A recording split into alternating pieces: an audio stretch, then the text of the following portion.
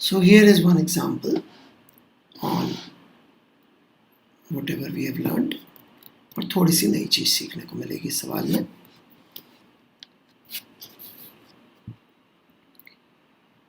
ये एक बिल्डिंग है, राइट, ये जमीन है, ये पानी का होस पाइप है 5 मीटर की दूरी पर, ठीक है।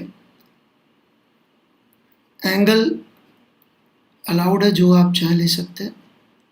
सवाल यह है कि कितनी मैक्सिमम ऊंचाई तक इसमें पानी बुझाया जा सकता है, राइट, मतलब पानी भेजा जा सकता है, कितनी मैक्सिमम ऊंचाई तक पानी इसमें भेजा जा सकता है, राइट।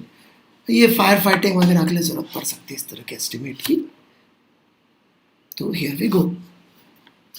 तो इक्वेशन ऑफ ट्रेजेक्ट्री होती है y is equal to x tan theta minus g x square by 2u square sec square theta, लेकिन मैं सेक स्क्वायर थीटा की जगह tan स्क्वायर थीटा प्लस 1 लिख दे रहा हूँ। सो h तो हमें मालूम है नहीं, उसको तो मैक्सिमाइज करना है, उसकी मैक्सिमम वैल्यू चाहिए। x की जगह 5 tan theta minus g which is 10 x square which is 25 by 2 u square which is 100 and tan square theta plus 1 which is unknown.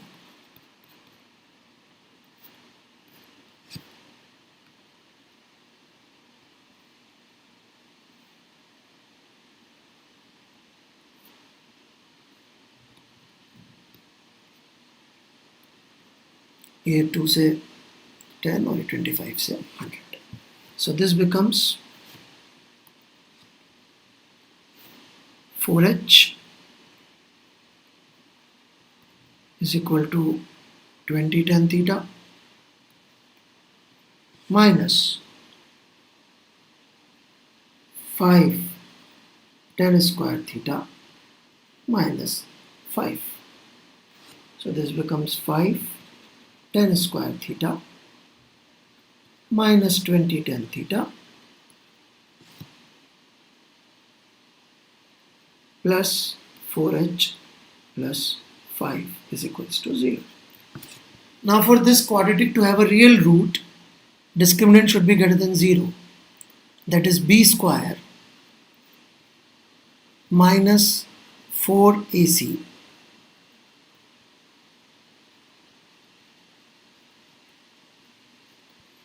should be greater than 0. So this becomes 20 minus 4h minus 5 greater than 0, which makes it 15 by 4 is the maximum possible value of h.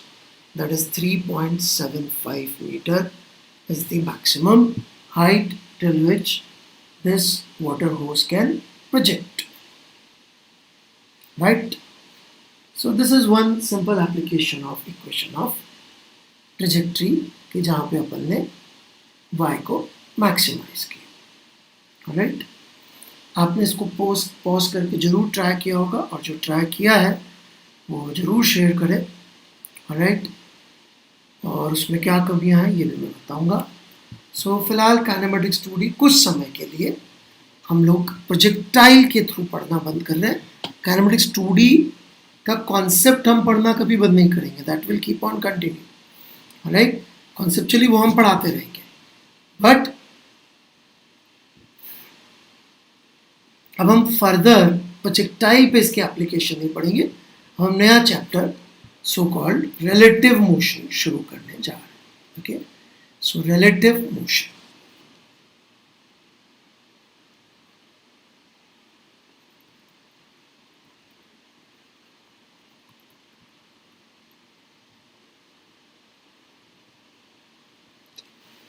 So what does relative motion signify, क्या idea है?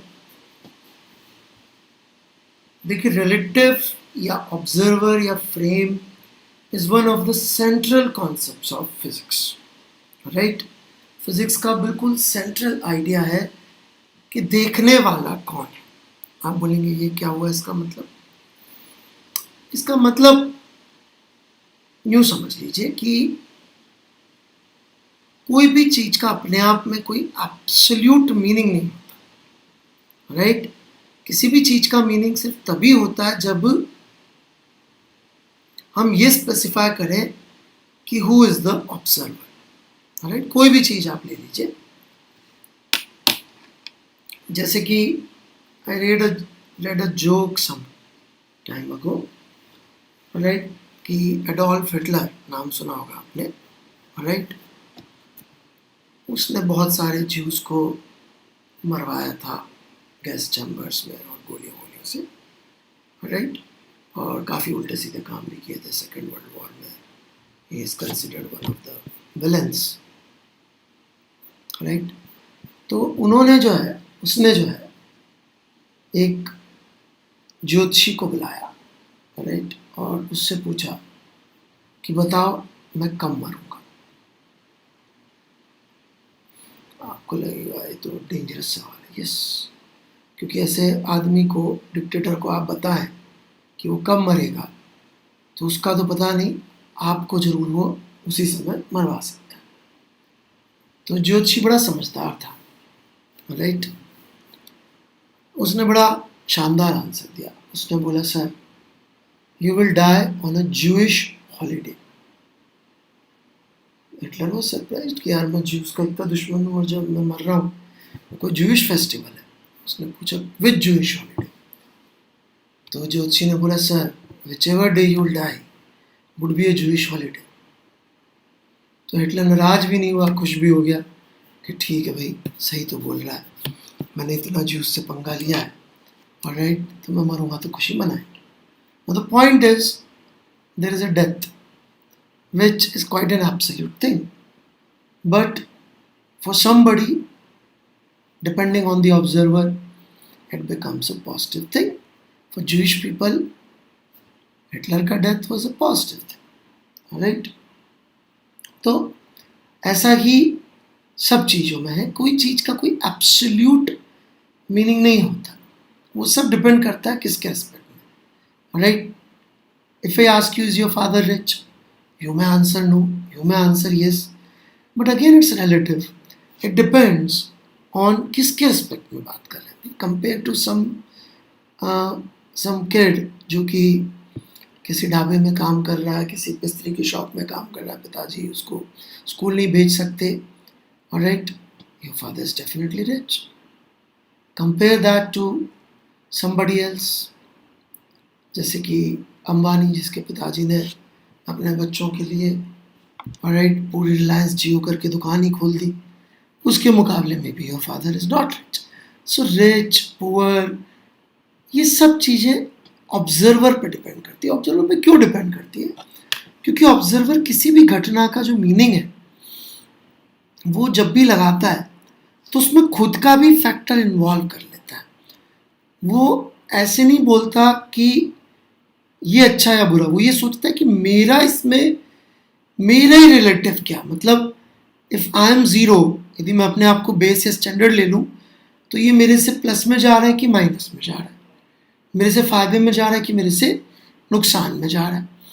For example मान लीजिए school की बात कर लेते हैं. दो बड़े अच्छे स्टूडेंट हैं, एक के 99 मार्क्स आते हैं, एक के 96. तो 96 मार्क्स वाला जो बच्चा है, ये 99 मार्क्स वाले बच्चे को थोड़ा सा मानेगा कि यार ये बच्चा मेरे से अच्छा किया.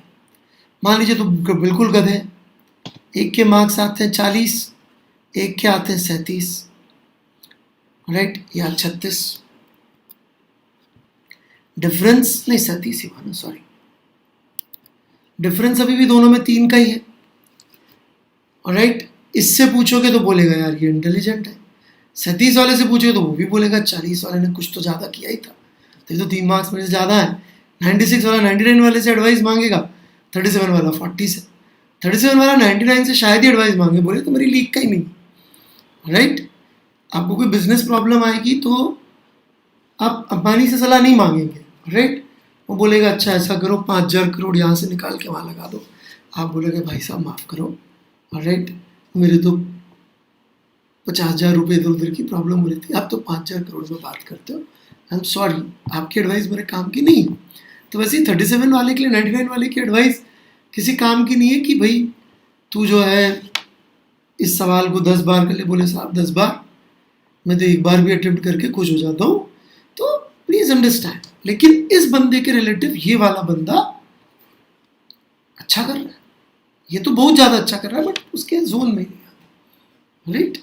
तो ट्राई टू अंडरस्टैंड दैट कि जब हम बात करते हैं तो दुनिया में होता ही है कि हर आदमी अपने आप को बेस या स्टैंडर्ड मानता है और फिर उसके बेसिस पे वो आगे सारी बातचीत करता है। ये फिजिक्स में भी वैलिड है, ऑलराइट।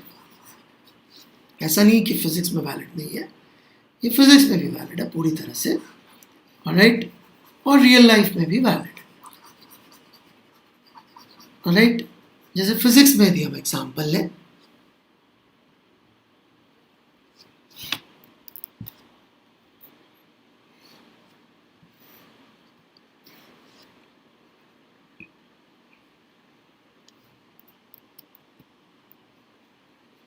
राइट, कि भाई मान लीजिए एक बंदा ए पर बैठा है, राइट, और एक बंदा बी पे बैठा है, ये उसका पोजीशन वेक्टर, राइट। अब यदि आप मुझसे पूछेंगे, राइट, कि बी कहाँ है, if you ask me where is B, now depending on मैं ए हूं कि ओ हूं, my answer will be very different. A से पूछेंगे तो वो बोलेगा बी तो ये रहा, this is B, this is position vector of B as seen by A. क्योंकि यदि ए को बी पे जाना है तो वो ऑब्वियसली ऐसे जाके ऐसे तो नहीं जाएगा, सीधे सीधे जाएगा। It is like this. यदि आप मुझसे पूछें कि अमित सर आपका घर कहाँ है, लेट्स से हम कोटा में बैठे हैं सर, और मैं आपको बोलूँ ऐसा करो, एक ऑटो लो, ये ऑटो लेके आप जाओ रेलवे स्टेशन, आपको लगेगा अच्छा सर का घर स्टेशन पे होगा, स्टेशन के एरिया में होगा। फिर आप एक ट्रेन पकड़ो, आपको लगेगा वाह यार सर इतना डेडिकेटेड है कि रोज ट्रेन पकड़ के पढ़ाने आते हैं, चलो फिर कोई बात नहीं। ट्रेन लो दिल्ली की, आपको लगेगा अच्छा अगले स्टेशन पर उतरना होगा, नहीं, फिर दिल्ली जाके उतरो, नाउ यू आर अमेज्ड कि यार सर यहाँ पढ़ा रहे हैं, बोल रहे हैं दिल्ली जाओ। देन मैं बोलूँ आप दिल्ली जब उतर जाओ तो वहाँ से ऑटो लो और राष्ट्रपति भवन की तरफ निकल जाओ, ऑलराइट, रायसीना हिल्स दिल्ली में। आपको लगेगा यार अब तो कुछ लफड़ा है। फिर जब आप राष्ट्रपति भवन पहुँच जाओ, अंदर तो घुसने नहीं देंगे आपको, ऑलराइट, जाने की ज़रूरत भी नहीं है, वहीं से ऑटो लेके वापस आ जाओ, फिर कोटा की ट्रेन पकड़ो। आप बोले सर क्या चल रहा है, मैं बोलूँ बेटा ऐसा चल रहा है, आपने मुझसे एड्रेस पूछा था तो मैंने पहले आपको भेज दिया ओरिजिन पे, राष्ट्रपति भवन देश का ओरिजिन मान सकते हैं, अब फिर आप इधर। Obviously you don't tell address like that. How would you tell address? You will tell address by simply saying कि भाई जहाँ हो वहाँ से लेफ्ट राइट आगे पीछे ऊपर नीचे कैसे जाओ। क्यों? क्योंकि ए अपने आप को ओरिजिन समझता है। ए का ओरिजिन या ए का थॉट प्रोसेस ऐसा है कि वो जीरो है, राइट। हर आदमी अपने आप को ओरिजिन या बेस मान के चलता है। Please understand that. हर किसी के लिए ओरिजिन वो खुद है। जैसे कि सालों तक लोग इस बात पे एक दूसरे से भिड़ते रहे, राइट, सालों तक लोग एक दूसरे से इस बात पे भिड़ते रहे कि रेस्ट पे कौन है। कुछ लोगों ने बोला कि जी, मैक्सिमम लोगों ने बोला अर्थ हमें रेस्ट पे दिख रही तो रेस्ट पे है। क्या अर्थ इसलिए रेस्ट पे कि वो रेस्ट पे, या इसलिए रेस्ट पे कि उसकी और हमारी वेलोसिटी सेम है? क्यों रेस्ट पे है earth? Why earth is on rest, is at rest? Because उसकी और हमारी वेलोसिटी सेम है, इसलिए हमें उसकी वेलोसिटी नहीं दिखती। जैसे कि मैं व्हाट्सएप पे देखता हूँ तो वहाँ पे कुछ बच्चे जो दूसरे बच्चों को पढ़ाने की कोशिश करते रहते हैं और दूसरे बच्चे उनसे पढ़ते भी हैं, राइट। उनसे पूछें कि यार ये जो बच्चा आंसर दे रहा है कैसा, बोलेंगे बहुत अच्छा है। क्यों? क्योंकि वो आपके जैसा ही इंटेलिजेंस वाला है, जैसी भी आपकी इंटेलिजेंस, आपसे पूछेंगे अमित गुप्ता, सर ये आदमी सही नहीं है, अलग से ले जाके आपसे कोई पूछेगा, सर ये कभी तो बोलता है खुद सॉल्व करो, कभी बोलता है सोचो, कभी बोलता है लेक्चर दोबारा सुनो। He is not right person. क्यों? क्योंकि मैं आपके जैसा नहीं हूँ। सो आपके लिए ज़्यादा सही कौन है? जो आपके जैसा है, राइट? वो आपको सही लगता है, आपके दोस्त और टीचर्स, पेरेंट्स, ये लोग आपको थोड़े कम जमते हैं। क्यों? क्योंकि ये आपके जैसे नहीं है। आपके लिए दुनिया में सही कौन है? आप खुद। तो जो जो आपकी कॉपीज है वो आपको लगेगा मेरे जैसा तो बिल्कुल सही है। दुनिया में इनफैक्ट बहुत सारी लड़ाइयों का कॉज क्या होता है? यही कि लोगों को लगता है कि ये बंदा मुझसे डिफरेंट दिखता है। जो डिफरेंट दिखता है उनको लगता है गलत है, और जो खुद के साथ दिखता है लगता है बिल्कुल सही है। क्यों? क्यों लगता है खुद के जैसे लोग सबको सही है? क्योंकि सबसे पहले हमें कौन लगता है सही है? हमें लगता है हम खुद सही है। तो जो भी हमारी कॉपी है वो तो हम ही हो गए, तो सही हो जाएंगे। So this is secret of relative motion. It may look funny to you, but you need to understand this most of all, कि जब भी हम रिलेटिव मोशन की बात कर रहे हैं तो उसमें फंडामेंटल आइडिया यही है कि किसी को भी कोई सही कब लगता है? जब वो खुद के जैसा होता है, राइट? क्यों? क्योंकि वो खुद को तो बेस मानता है, खुद को ओरिजिन मानता है, खुद के बेसिस पे सब कुछ डिसाइड करता है, राइट? जैसे कि one of my favourite examples, right, कि जी ट्रेन में बैठे हुए, right,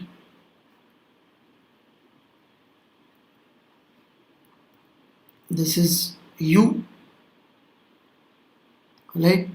This is some person that let's say you want to meet. आपका कोई फेवरेट पर्सन सामने बैठा है, राइट? ये ट्रेन चल रही है 100 किलोमीटर पर आवर से, और ये मैं जमीन पे खड़ा होकर देख रहा हूँ, राइट?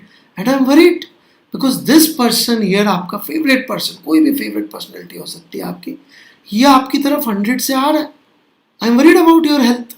क्या ये 100 से जाके बढ़ेगा, पता नहीं इसका क्या होगा, पर आप तो पक्का मरेंगे। बट आप बैठ गए, इससे गपोड़े मार रहे हैं, इसको इंप्रेस करने की कोशिश कर रहे हैं कि मैं आईआईटी की तैयारी कर रहा हूँ, ये वो, कोरोना वायरस, ये वो, दुनिया भर की बकवास कर रहे हैं। मोदी जी ने अच्छा किया, बुरा किया, इटली में ये हो गया, स्पेन में वो हो गया, वो दुनिया भर की बातें चल रही है। क्यों आप कंफर्टेबल हैं इस बंदे के साथ बात करने में? क्योंकि ये वेलोसिटी आपको नहीं दिख रही है। क्यों नहीं दिख रही है?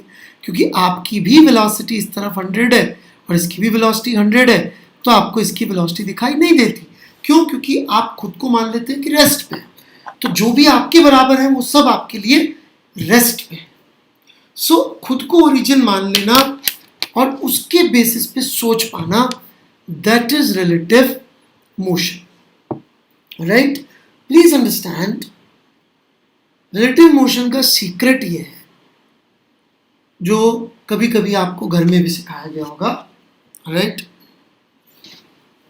कि मान लीजिए आपकी और आपके किसी ब्रदर, सिस्टर, किसी कजन से आपकी थोड़ी सी लड़ाई झगड़ा हो जाता है,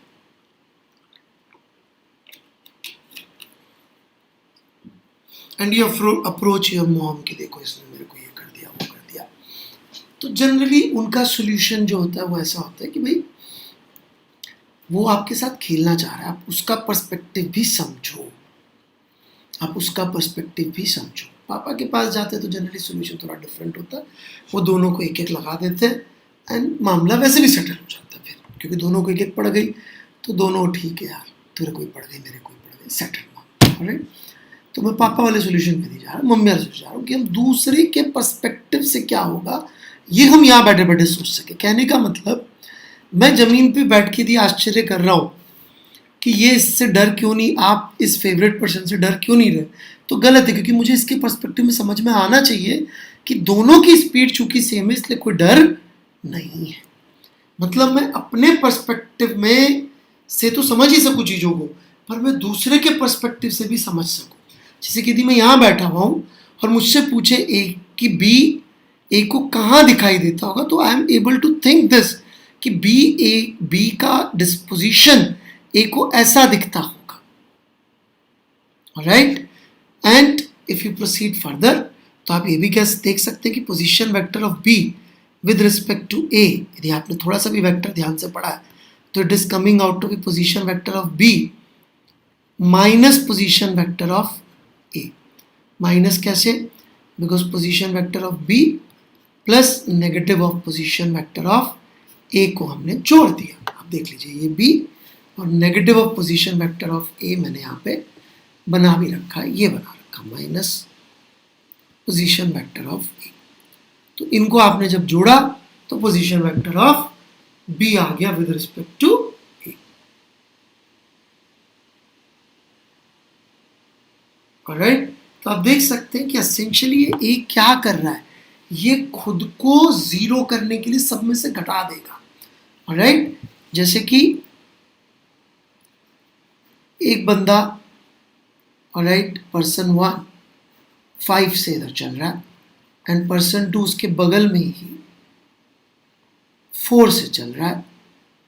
ऑलराइट, तो यदि आप 2 से पूछेंगे 1 की वेलोसिटी, ये मैंने उल्टा लिख दिया, 1 की वेलोसिटी पूछ रहे हैं 2 से, velocity of 1 with respect to 2, तो आपको भी समझ में आना चाहिए कि ये वेलोसिटी 1 दिखेगी। क्यों दिखेगी 1? फॉर द सिंपल रीजन कि एक यूनिट ऑफ टाइम में ये 5 आगे जाएगा 1, और जो 2 होगा ये कितना आगे जाएगा? 2 4 आगे जाएगा। तो यदि हम 2 से पूछेंगे कि 1 कितना आगे गया, तो वो तो बोलेगा यार 1 आगे गया। क्यों? 5 क्यों नहीं बोलेगा? क्योंकि उसको खुद को तो चलता हुआ देखना ही नहीं है, वो तो मानने को तैयार नहीं, वो खुद चल रहा है।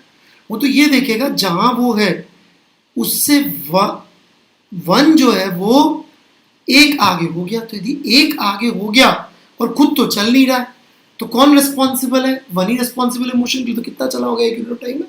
1 चला होगा। और यदि इसकी वेलोसिटी 5 हो जाती तो बोल देता चल ही नहीं रहा है। क्यों बोल देता नहीं चल रहा है? क्योंकि उसको बोलता अभी भी मेरे सामने, थोड़ी देर बाद भी मेरे सामने, जैसे ये बंदा कर रहा है। तो हर बंदा क्या करता है? खुद को बेस ले लेता है, खुद को ओरिजिन ले लेता है और फिर वो आगे बढ़ता है। This is the theme of relative motion, कि खुद को बेस बनाना है, खुद को ओरिजिन बनाना है। उसके लिए वो क्या करेगा? सब में से खुद को घटा देगा, तो फिर उसको पर्सपेक्टिव दिखाई देगा दूसरों का। So we'll take many examples on this as we move forward.